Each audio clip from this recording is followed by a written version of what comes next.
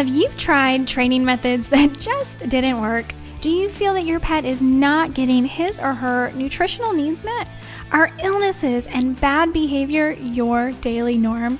You're going to want to join me on the Pet Parenting Reset, where you'll hear interesting and informative interviews and get solutions to all your pet problems. I'm your host, Jessica L. Fisher.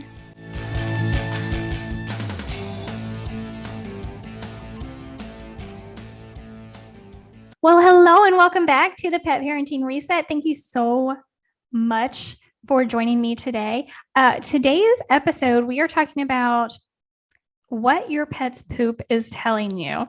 So if you are just listening to the podcast, that's great. That's wonderful. We are going to be detailed today. So you're going to get plenty of information. I will tell you the video will go live tomorrow, the day after the podcast airs, and on Rumble and YouTube. And I will have a chart in that video for you to see as well. But again, we're going to go into detail. So no worries. All of the information will be here. You're going to be able to visualize. And I'm sorry if you don't want to, but it's actually really, really important.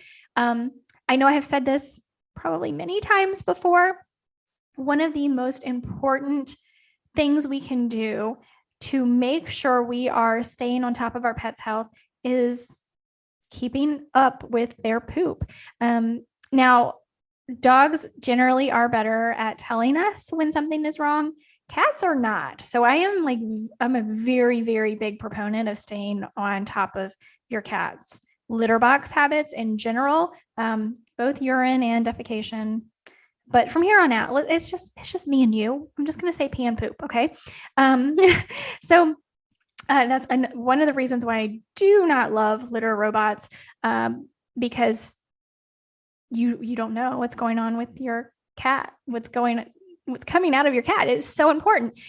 Also very, very important for our dogs. So the size, the shape, the color, the smell of your pet's poop can tell you a lot about their overall health. For a dog, a healthy poop should be a chocolate brown color, log-shaped, solid, but not dry. And when I say a chocolate brown color, it's the chocolate we all think of, milk chocolate, right?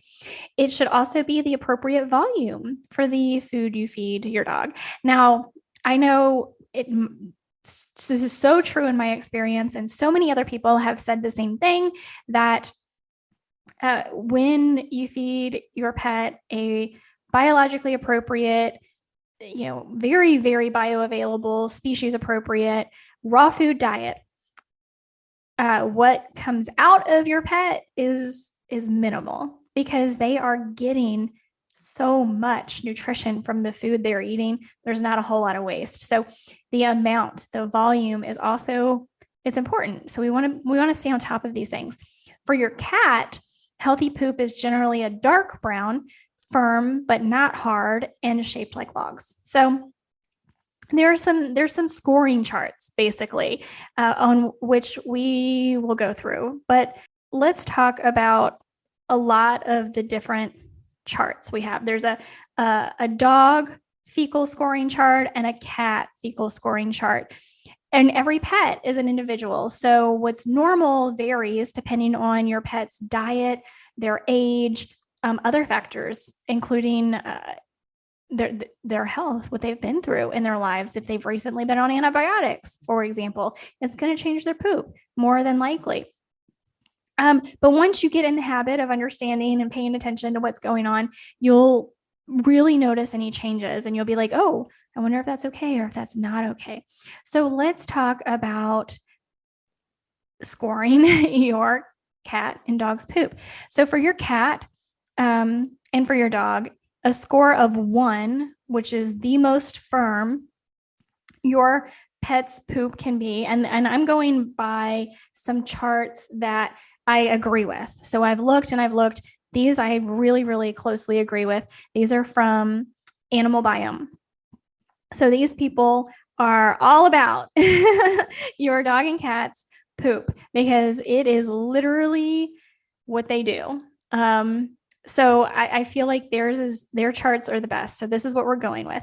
The cat fecal scoring chart. Let's start with cats and then we'll move on to dogs. Score of 1 is very hard, very, very dry. It can require a lot of effort for your cat to expel this from their body. They may be straining a lot because it's very hard and very dry. This is not good. A score of 2 is firm but not hard, segmented in appearance. Better, not perfect. 3, a score of 3 is log-shaped, little or no visible segmentation, and it's moist to the surface.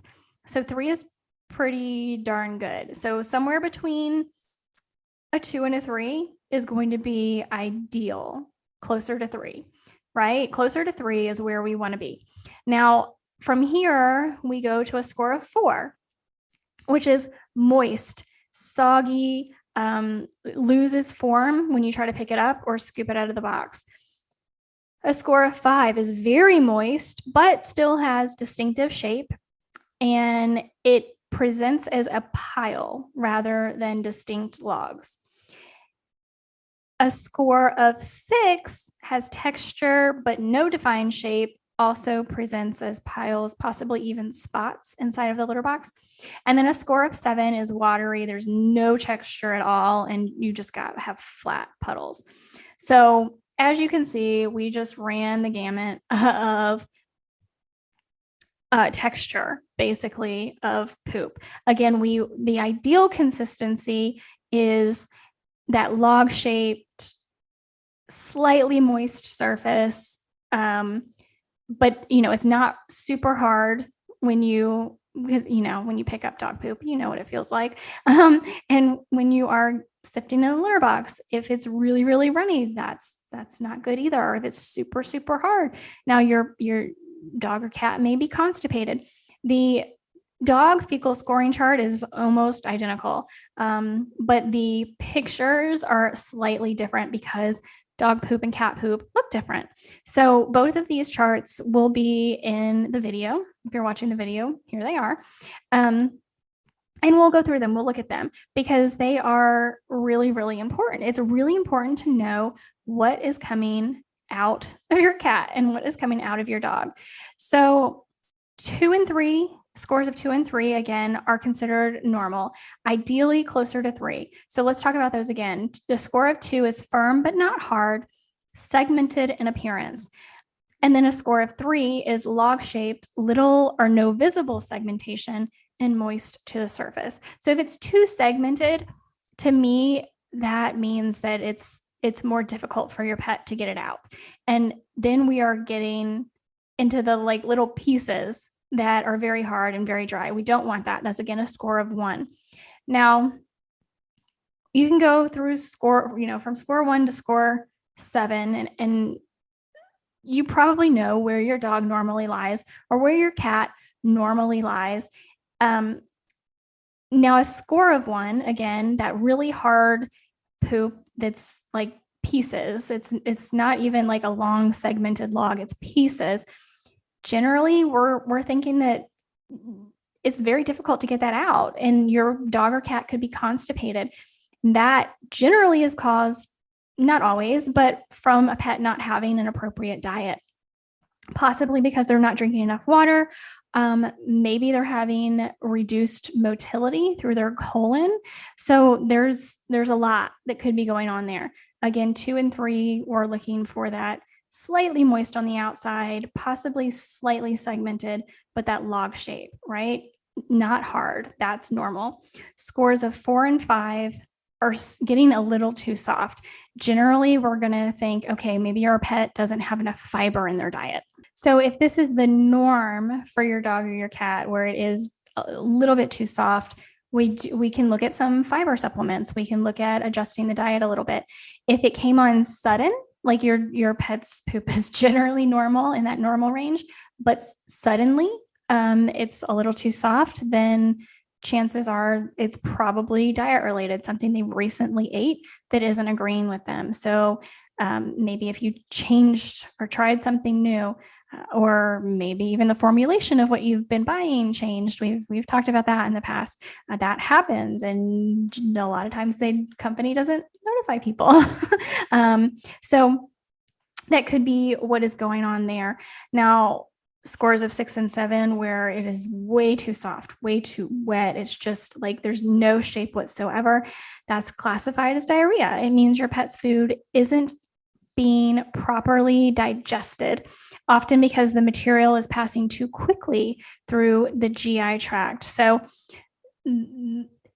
diarrhea can be very difficult, especially with a young kitten or puppy or an older dog or cat, because they are more at risk for dehydration. Especially young kittens and puppies. They are very high, like high at risk for dehydration. So any sign of diarrhea, we want to immediately consult with our veterinarian and get them back on track. And then again, with, elderly pets, we want to be very conscientious about their health, and diarrhea is never good in any animal, but generally the, healthy adult range, they can pop back a little quicker from it, but it's still a sign that something is not right. And we do want to adjust a little bit what we're doing. We want to make it as easy as possible for our digestive system to rest and relax and get back in tip-top shape.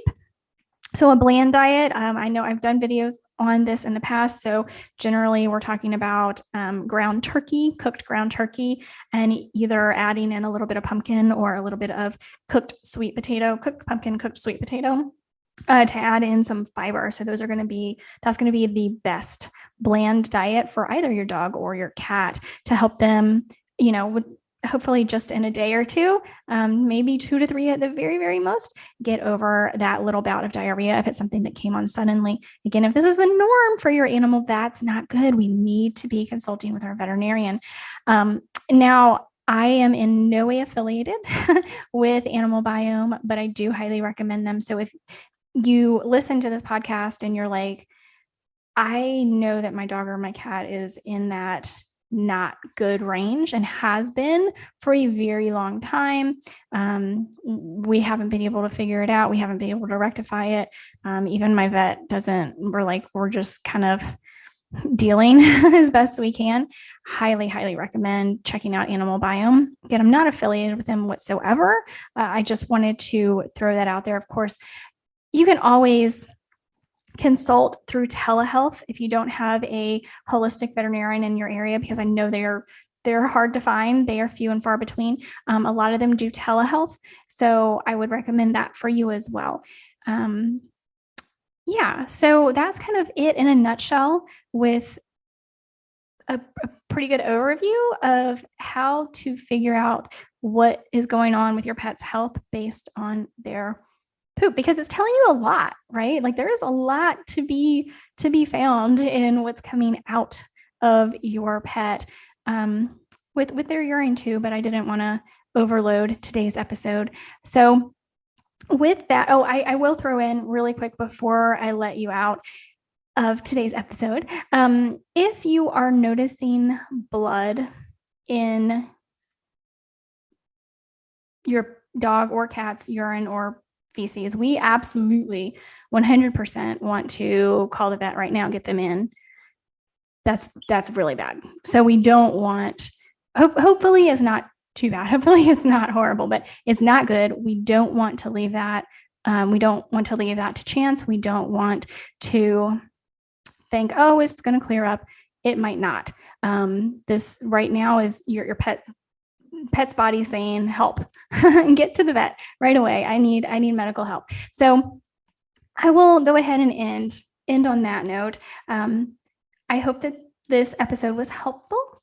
Let me know by reaching out to me on all the socials. You can find me, the Pet Parenting Reset, on Facebook, on YouTube, on Rumble, and on Instagram. It's Jessica Lynn Fisher, but you can go to thepetparentingreset.com to get all of these links. Also to get a link to Patreon. If you are not part of the Patreon community, I hope to see you there. You can join for as little as $1 a month, and you get new content, exclusive content, behind the scenes, loads of content for you on Patreon. And when you join for as little as $1 a month, you get all of the back content as well. So lots and lots of great stuff there that I don't post about anywhere else. So with that, I hope you have a wonderful rest of your day.